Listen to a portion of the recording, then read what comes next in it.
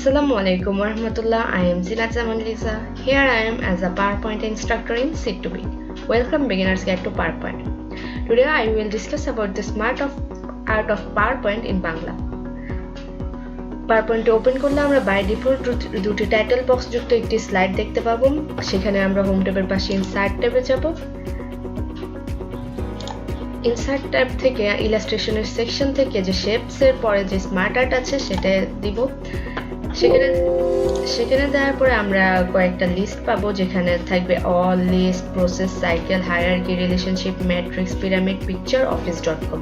তো সেখান থেকে আমরা আপাতত হায়ারার্কি নিয়েই কাজ করি। ফার্স্ট এটা দিলাম।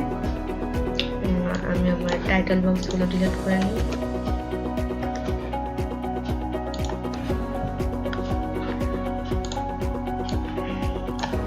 তো স্মার্ট আর্টের ক্ষেত্রে আমরা যে কোনো সেকশনে ভাগ করার যে লিস্টগুলো সেগুলো তৈরি করতে পারবো। তো এখান থেকে আমি জাস্ট এখানে ক্লিক করে আমি আমার লেখা অ্যাড করতে পারি। যেমন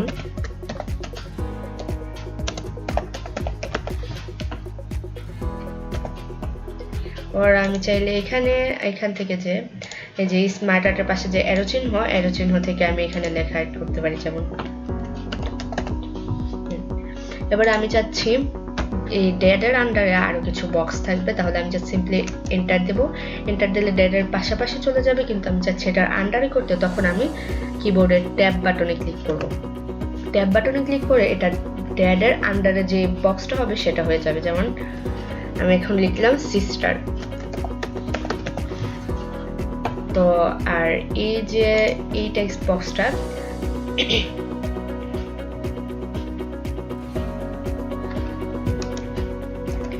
ডিলিট করে দিচ্ছি।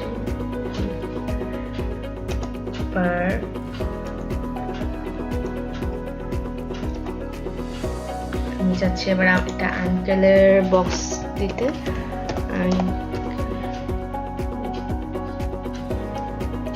এবার চাচ্ছি আঙ্কেলের সেকশনে আমি কাজিনকে দিতে।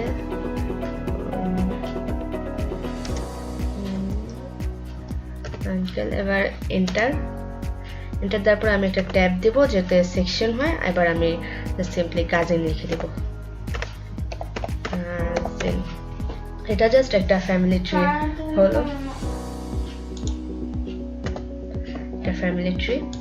তো এখানে এই স্মার্ট আর্টটা মেইনলি এরকম হায়ারার্কি তৈরির কাজে ব্যবহৃত হয়। তো স্মার্ট আর্টের এডিটগুলো যদি দেখতে চাই তাহলে স্মার্ট আর্টে ক্লিক করব। তারপরে স্মার্ট আর্ট টুলস নামে কিছু অপশন আসবে দিকে। তারপর ডিজাইনার ফরম্যাট থেকে আমরা ডিজাইনার ফরম্যাটে এডিট করব।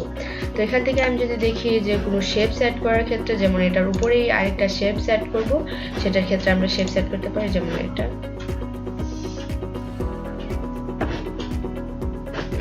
আর এই যে শেপস আমি চাইলে এটাকে ডিলিট করে দিতে পারি, আপাতত ডিলিট রাখলাম। তারপর আমি যেমন আমার কাজিনের যে বক্সটা এটাকে আমি চাচ্ছি প্রমোট করতে। প্রমোটে ক্লিক করলে প্রমোট হয়ে যাবে। আরও প্রমোট করতে চাচ্ছি, এটা জাস্ট সিম্পলি আলাদা হয়ে যাবে। আবার যদি আমি আন্ডারে আনতে চাই ডিমোট এরকম। তো এরকম। আর যদি আমি এই স্মার্ট আর্টটাকে ধরি এখন রাইট টু লেফট করতে চাই, তাহলে জাস্ট লেআউটটা চেঞ্জ। আবার এখানে যে লেআউটের ফরম্যাটটা চেঞ্জ। আর এখানে যে লেআউটের কয়েকটা লেআউট দেওয়া আছে, এগুলো হলো এখানে। আর আমরা যদি চাই যে আমাদের স্মার্ট আর্টের কালারটা চেঞ্জ করতে, তাহলে আমরা এখান থেকে চেঞ্জ কালার থেকে আমরা কালার চুজ করে নিতে পারি। বা আমরা এদিক থেকে recolour in picture art graphic use করতে পারি, তাহলে নিজেদের মতো কালার অ্যাড করতে পারবো। আমি চাচ্ছি যে আমার এখানে সবগুলো ডিজাইন করলাম, বাট আমার কাছে মনে হলো প্রথমটাই বেটার। তাহলে আমি এখান থেকে জাস্ট রেসেট গ্রাফিক্স দিয়ে দেবো, তাহলে আমার একদম শুরুটা হয়ে যাবে। এবার চাচ্ছি আমাদের যে লেখাটা স্মার্ট আর্টটা লেখাতে কনভার্ট করতে, just simply convert to text দিয়ে দেবো। এটা টেক্সটে কনভার্ট হয়ে গেল। এবার আমরা কন্ট্রোল-Z দিয়ে আনডু করে নিই। তারপর আমি চাচ্ছি এখন এটাকে জাস্ট সিম্পল শেপে কনভার্ট করতে, কনভার্ট টু শেপস দিব। এই জিনিসটা শেপসে অ্যাড হয়ে গেল। এখানে আমি চাইলে আর আগের মতো স্মার্ট আর্টের টেক্সট প্যান আসছে না বা কোনো এডিট করতে পারছি না, আগেরটার মতো সুবিধা নিতে পারছি না। তো আমি এখন কন্ট্রোল-Z দিয়ে সবকিছু আগের মতো করে নিলাম। ওখানে যাচ্ছে আমি জাস্ট একটা বক্স শেপস আমি আমার নিজের মতো করে কালার করব, পরেরটাও নিজের মতো করে কালার করব এরকম। তাহলে আমি এখান থেকে স্মার্ট আর্টের ফরম্যাট থেকে শেপ স্টাইলস থেকে আমি কালার চেঞ্জ করতে পারি বা আউটলাইন অ্যাড করতে পারি, কালারটা আউটলাইন অ্যাড করতে পারি। আর এদিকে যদি আমি টেক্সটগুলোকে এডিট করতে চাই তাহলে টেক্সটের ফিল চেঞ্জ করতে পারি, টেক্সটের আউটলাইনও বসাতে পারি। এভাবে আমরা টেক্সটগুলো এডিট করতে পারবো। তো স্মার্ট আর্টের মধ্যে আজকে এতটুকুই দেখানো ছিল। আসসালামু আলাইকুম, সবাই ভালো থাকবেন, সুস্থ থাকবেন।